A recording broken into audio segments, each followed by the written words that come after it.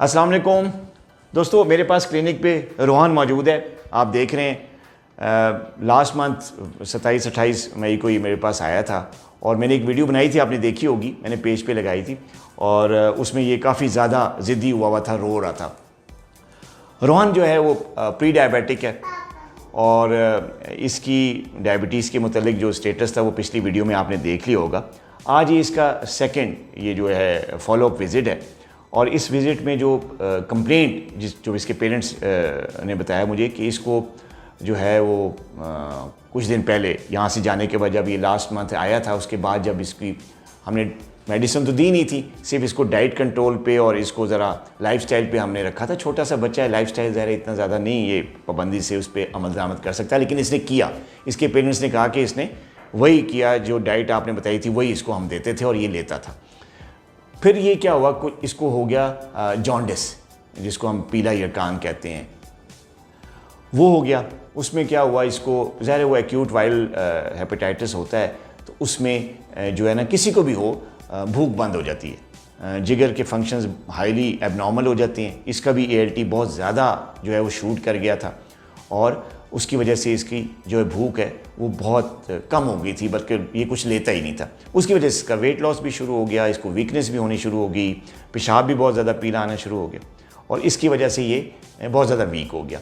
अब आहिस्ता आहिस्ता, क्योंकि acute viral hepatitis में ट्रीटमेंट तो कोई नहीं होती, वायरल डिजीज़ है, आहिस्ता आहिस्ता टाइम के साथ ये ठीक हो जाता है। बच्चों में भी जो है हम ज़्यादा फ्लूइड इनटेक करवाते हैं, थोड़ा सा स्पाइसी फूड और जो घी वाले खाने होते हैं और ऑयली स्टफ़ होता है वो मना करते हैं और कहते हैं कि पानी ज़्यादा पिए बच्चा, ताकि डिहाइड्रेशन ना हो और जो है ना आहिस्ता आहिस्ता रिकवरी शुरू हो जाती है।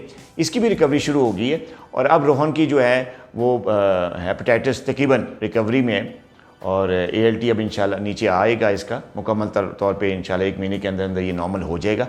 तो जब ये इसका यरकान ठीक होना शुरू हुआ है रोहन का, तो इसकी भूख वापस आ गई। जब भूख वापस आई तो पहले जो परहेज़ करता था वो नहीं कर रहा, इसको अब दिल करता है खाने का। और जब यरकान ठीक होता है, चाहे वो बड़े को हो या बच्चों को, भूख एकदम ज़्यादा लगती है।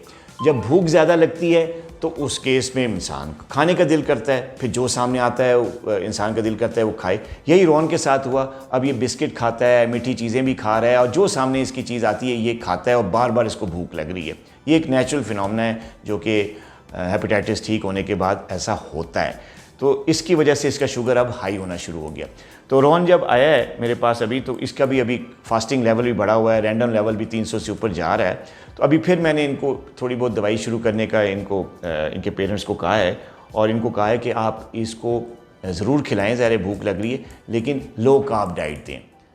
जब इस किस्म के जो प्री डायबिटिक बच्चे होते हैं उनको भूख ज़्यादा लगती है तो वो कार्बोहाइड्रेट ज़्यादा लेना शुरू कर देते हैं। जैसे ये ले रहा है, बिस्किट्स हैं, डबल रोटी है, इस तरह के हाई कार्ब जो मील होते हैं वो लेता है ये। तो अब इनको बताया गया है कि ये लो कार्ब मील दें, जिसमें बेसन की रोटी है, मल्टीग्रेन आटा है, जौ का आटा है और साथ में इसको जो है वो बेकरी वाले सामान, बिस्किट और केक, रस, इस किस्म की चीज़ों से अवॉइड करें। तो इन्होंने कहा कि जी वो शुगर फ्री बिस्किट होते हैं। तो मैंने इनको कहा कि ये शुगर फ्री बिस्किट कोई नहीं होता, क्योंकि जो भी बिस्किट है, जो भी रस है, वो मैदे से बनता है, तो मैदा तो फिर शुगर फ्री नहीं होता ना। तो लिहाजा इनको मैंने कहा है कि बेकरी का सामान बिल्कुल बंद करें। रोहन आपने बिस्किट नहीं खाने, रस बिल्कुल बंद करें, कोई भी मीठी चीज़ जिसमें आर्टिफिशियल सफ़ेद चीनी डाली गई वो बिल्कुल बंद करें। इसको रोटी दें, बेसन की रोटी दें, मल्टीग्रेन आटे की रोटी दें और इसको खिलाएं पिलाएं, क्योंकि अब वीकनेस भी ठीक हो गई है, अभी खाना पीना शुरू हो गया है। तो लो कार्ब डाइट पे हमने इसको डाला है। आप भी दुआ कीजिएगा कि दोस्तों कि रोहन जल्दी से नॉर्मल हो जाए।